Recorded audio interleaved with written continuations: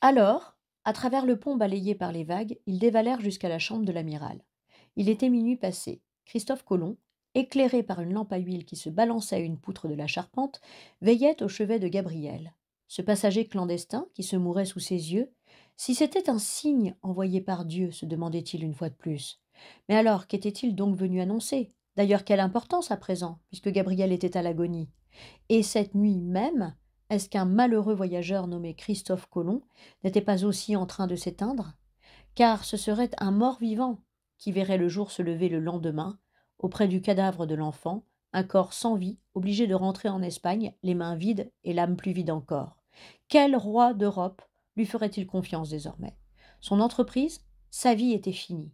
Des larmes coulaient sur les joues de Colomb, tandis qu'il se penchait une fois de plus sur l'enfant pour s'assurer qu'il respirait encore.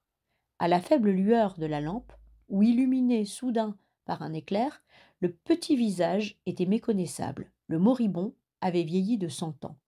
Sous sa main étendue au-dessus de la bouche de Gabriel, Colomb ne sentit plus le vent léger de son souffle et se pencha sur lui pour tenter d'entendre les battements de son cœur. Mais à cet instant précis retentit un coup de tonnerre épouvantable et la porte s'ouvrit, laissant passer 6 ombres noires, dégoulinantes, aux yeux brillants comme ceux des loups en hiver, qui se ruèrent dans la chambre en trébuchant. Colomb, agenouillé à côté de Gabriel, se retourna, le regard voilé par la douleur. Mais quand il vit Francisco refermer la porte derrière lui d'un coup de pied, l'amiral se releva vivement et leur fit face, calme et la voix assurée. Qu'est-ce que cela signifie? Que voulez-vous? Rentrez en Espagne, le délai est passé, cria Francisco, qui, lâche comme il l'était, avait besoin d'élever la voix pour se sentir plus fort. Je suis l'amiral de cette flotte, dit Colomb, et c'est moi qui donne les ordres. Sortez de ma chambre immédiatement. Demain, je vous ferai mettre au fer tous les 6. Sortez. Vous avez donc perdu tout respect. Je ne dis pas pour moi, mais pour cet enfant qui meurt. Tremblant de rage contenue, il fit un pas vers le premier maître et ses 5 complices. Alors Francisco, devenu comme fou, l'esquiva en faisant un bond vers le lit où gisait Gabriel et se mit à hurler en brandissant son couteau. Que meurt ce maudit clandestin, et toi avec, bâtard de Génois! Le mort et les autres, qui avaient aussi tiré leurs poignards, se jetèrent sur l'amiral. Il ne fit pas un geste pour se défendre ou prendre la fuite, et il serait mort poignardé sur-le-champ si, à cet instant même, un cri plus pénétrant que le hurlement du vent, plus profond que le rugissement du tonnerre, n'avait retenti dans la chambre. C'était une voix épouvantable qui résonnait à la fois si près et si loin que les hommes sentirent le sang se glacer dans leurs veines. Oh! Criait la voix. Les complices, le poignard encore brandi, se regardèrent terrorisés. Colomb lui-même, qui avait cru sa dernière heure venue et, les yeux fermés, recommandait son âme à Dieu, sursauta à ce cri atroce. Oh! Ululait la voix inlassablement, comme si le souffle qui l'animait était celui d'un géant. Ils se tournèrent tous vers la pénombre du fond de la chambre, et là, ils découvrirent Gabriel, debout, à moitié nu, qui le regardait la bouche ouverte. C'est de cette bouche que sortait le cri qui les paralysait. Le visage de l'enfant, parcheminé comme celui d'un vieillard, semblait illuminé de l'intérieur, comme s'il avait eu dans le crâne une bougie allumée. Ses petites mains ouvertes et tendues vers eux tremblaient comme tremblent les flammes. Stupéfiés par cette apparition, les 6 mutins laissèrent tomber leurs couteaux et se replièrent en s'écartant de Colomb. Celui-ci s'avança vers Gabriel pour l'embrasser, mais il s'arrêta net quand l'enfant, cessant brusquement de crier, se mit à avancer à travers la pièce. Oh, merveille! Alors que les autres devaient se tenir à chaque pas pour ne pas tomber tant la Santa Maria tressautait violemment dans la tempête, Gabriel, lui, marchait très droit et sans une oscillation. Il passa ainsi en silence devant l'amiral, puis entre les marins qui lui ouvrirent le passage, épouvantés.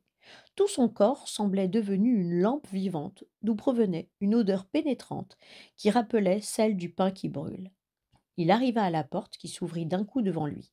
La pluie et l'eau écumante des vagues, poussées par la violence du vent, s'engouffrèrent dans la pièce, renversant et inondant tout en un instant. La lampe à huile s'éteignit, livres, cartes et instruments s'envolèrent en désordre. Les hommes furent trempés jusqu'aux os. Quant à Gabriel, il semblait que ni l'eau ni le vent n'avaient prise sur lui. Il passa la porte et sortit sur le pont où il s'arrêta, brillant comme une torche dans le chaos et les rugissements de cette nuit profonde. Une voix dans la tempête.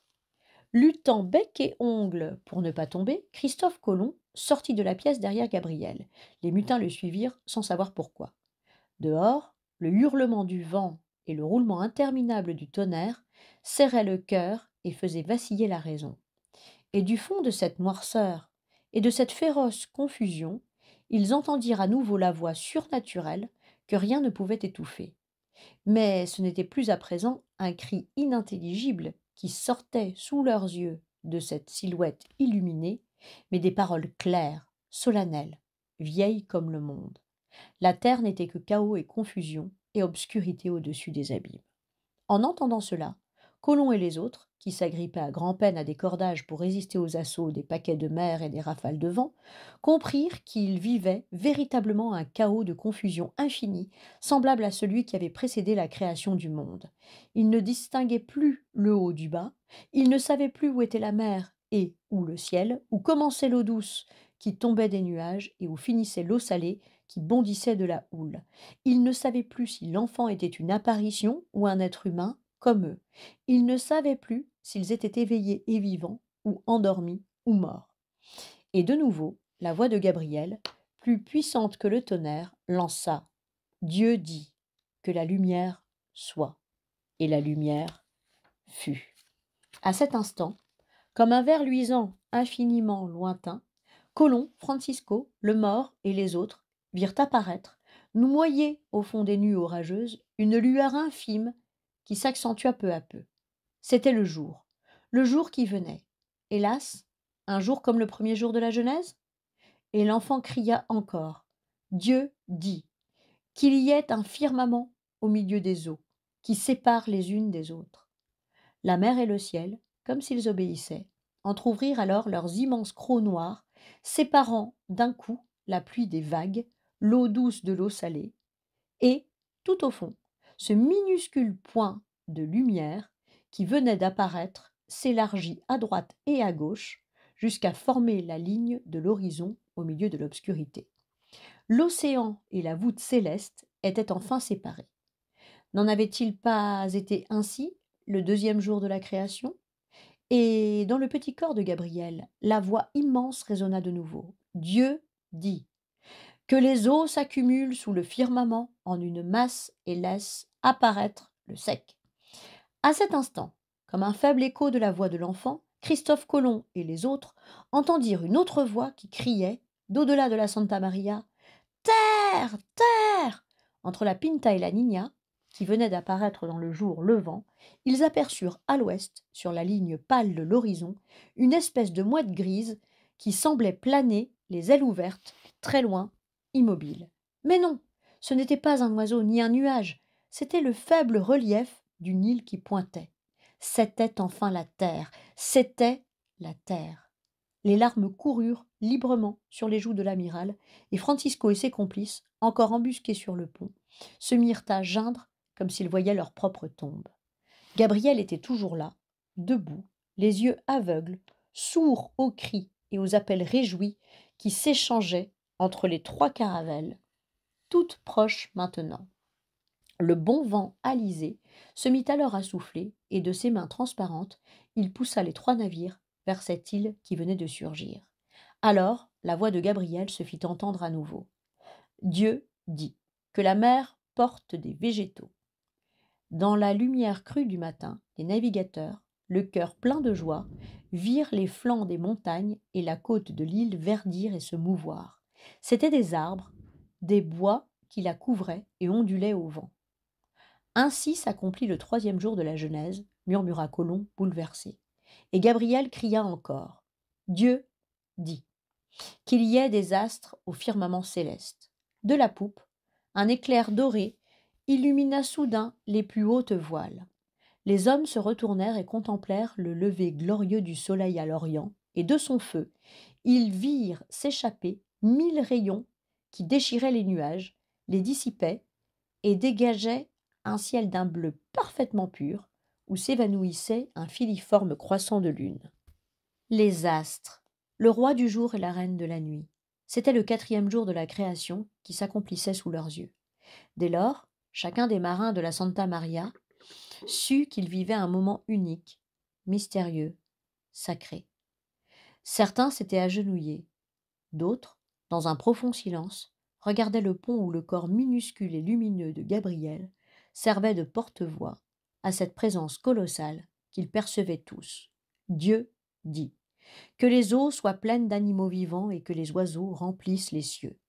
La mer, soudain, se mit à bouillonner, et des milliers de poissons volants tendirent au-dessus de l'eau le filet irisé de leurs bonds. Dans le ciel, une bande de perroquets rouges et verts qui venaient de l'île croisa les mouettes et les pétrels qui tournaient au-dessus d'invisibles bancs de poissons. Le matin s'emplit de cris. Une hirondelle de mer, plus familière que tout autre oiseau, vint se poser sur l'épaule de Colomb. C'était le 5e jour. La création était presque achevée. Debout à côté de Gabriel, l'amiral remarqua que le visage de l'enfant perdait son éclat. Mais une fois encore, la voix, nette et puissante, se fit entendre à travers lui. Dieu dit que la terre produise des animaux vivants. Et il dit, faisons l'homme à notre image. De l'île, si proche à présent qu'on distinguait déjà la plage rose de sable de corail et les troncs de la première ligne de palmiers, leur parvinrent des aboiements. 2 petits chiens gris couraient vers le rivage et s'arrêtèrent au bord de l'eau. Derrière eux, les marins de la Niña, la Pinta et la Santa Maria, abasourdis, virent sortir de l'ombre du bois et s'avancer vers la mer une multitude d'hommes, de femmes et d'enfants nus qui criaient et agitaient les mains, leur souhaitant la bienvenue. Le 6e jour de la création était accompli. Christophe Colomb, émerveillé, se retourna vers Gabriel et le vit effondré sur le sol. Il se précipita pour le relever. Le corps de l'enfant était raide et froid, les yeux vitreux. Il semblait mort depuis de longues heures. Étourdi par la douleur et le mystère, l'amiral se pencha pour lui baiser le front.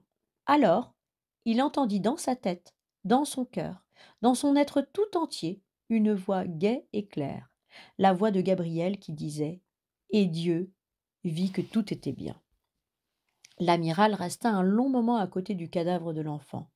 Quelques pas plus loin, Francisco et ses hommes, terrorisés, se voyaient déjà pendus pour punition de leur infamie.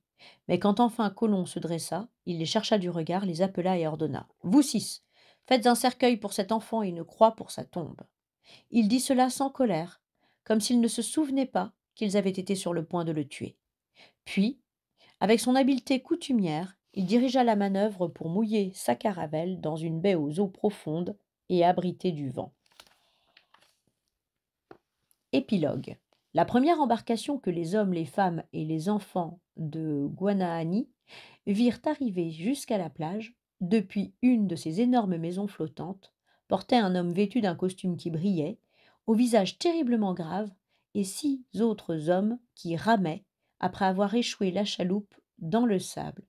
L'homme au visage triste remonta la plage, parvint au pied des arbres et, s'arrêtant, se toucha d'une main le front, puis la poitrine, puis les 2 épaules.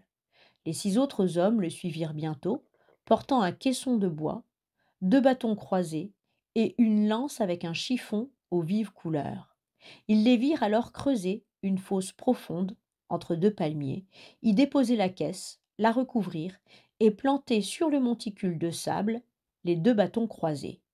Ils virent ensuite l'homme triste aux vêtements brillants se mettre à genoux, murmurer longuement et une nouvelle fois se toucher le front, la poitrine et les 2 épaules avant de se relever. Ils virent les 6 autres se jeter aux pieds de l'homme triste, suppliant, et ils virent celui-ci acquiescer et les faire lever. Plus tard, ils entendirent sa voix forte quand, tenant la lance, avec son chiffon de couleur ondulant au vent, il parla dans sa langue inconnue, tandis que beaucoup d'autres hommes barbus l'écoutaient dans un profond silence.